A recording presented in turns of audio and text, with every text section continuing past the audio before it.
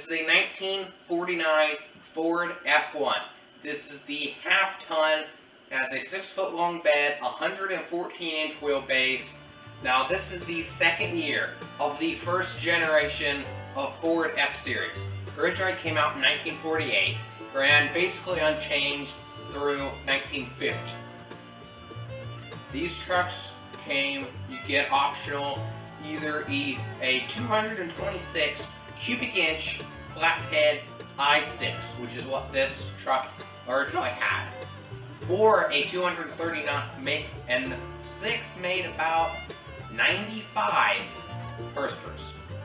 Or you could get an optional 239 cubic inch Flathead V8, which made an impressive 100 buff horses.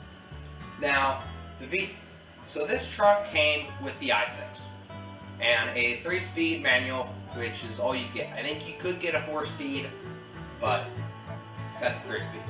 This truck was originally built February 13th of 1949 at the Chester Assembly Plant, which is in Chester, Pennsylvania, right outside of Philadelphia. You get 5 color choices for these. There was black, there was birch gray, there was vermilion, which was the most popular color. It was basically a dark red. There was meadow green, second most popular color, and then there's chrome yellow. Or you could get, for a $48 option, you get a custom color. So this truck was custom ordered white, which has since been changed. Now, we don't really know too much of the history of this truck, except for mid-1970s, my great uncle bought this truck, painted it black, which is how you see it now. Nothing has been changed to the paintwork since then. He owned it until he passed away in 2000, and my dad bought the truck. Now, a few years before he died, he didn't run it because it didn't run, so he parked it. My dad parked it in my uncle's barn, and where it sat until the December of 2019, where a good friend of ours, Lee Hopkins, special thanks to him for doing this. He helped us out a lot, got this truck, took it to his house where we worked on it until the spring of 2020. It was done, we finished it, so basically 1.5 to 2 years we worked on it. Now the i6 was junk, so we worked that out along with idiotic 3-speed and replaced it with a 1969 Ford 351 Windsor. That is the small block Ford, 351 cubic inches, found in Mustangs, Firelines, Trinos, even trucks, all the way up to the 90s. We got that. This engine has been bored over, 30 over, boarded polished headers, intake, and Edelbrock 4-barrel carburetor. I think it was 600 CFM. Basically making about 400 horsepower. Stuck that in there along with a top loader 4-speed manual transmission. Basically, probably the hardest part of the whole build was figuring out how to hook up. We used the original pedals from this truck, and it's kind of a challenge to hook up to the top loader 4-speed on this, but we did get it figured out. So now we have a manual, which is awesome. Automatics are just weird. Anyways, now we went along and completely stripped and painted the frame and entire underneath, the engine bay, and the floor and the cab. It has all been repainted. We redid the entire brake system. We kept the original 4-wheel drum brakes, but we got new lines, master cylinder, shoes, springs, everything all new. And it originally had 6-volt electrical. We have upgraded that to 12-volt, so it's more modern, reliable. We can run modern stuff with it. And in the interior, we went ahead, painted the floor, reupholstered the seat, got a new headliner. That's basically it for the interior. Now, moving outside, we did go ahead and the grille and bumpers were white, which looks kind of cheesy. So we painted it this nice kind of metallic silver, which just helps dress it up. And what else do we do? We went ahead in the bed. Now in these 48 to 50 first generation trucks had a metal bed floor with wood underneath it. So you threw something in there like rocks or firewood or something, it wouldn't dent the metal. But we kind of wanted a cooler, the iconic wood bed that you always see in old trucks. But that didn't come out until 51 when they changed these trucks up a little bit. And then they introduced the nice wood bed. So we custom made a wood bed for this using oak that was out of a tree we cut down in our backyard. Planed it down, finished it. So it looks really cool. And basically, that's all we did to it. It was a really solid truck to begin with, so we didn't have to do any rust repair. We didn't want to paint it because, patina is cool. It's kind of what's in nowadays. And it's such a solid truck, you can't mess with it.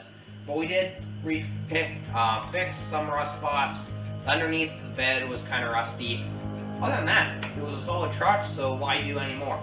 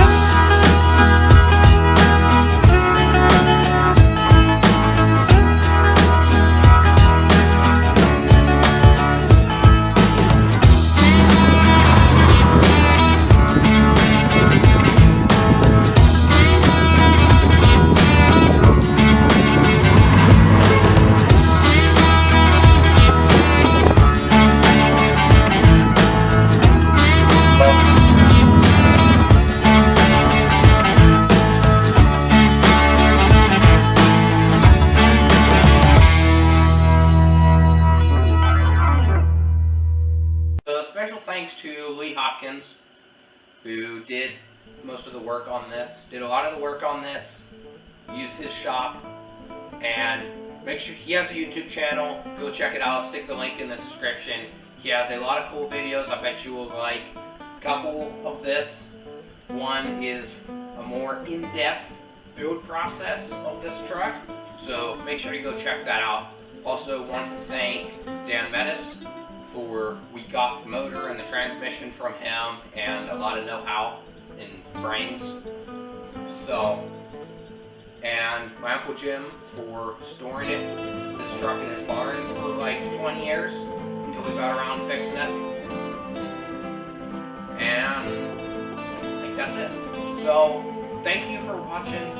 Hope you enjoyed this video. Go check out Lee's channel. Check out my channel. I got more driving videos of this truck. And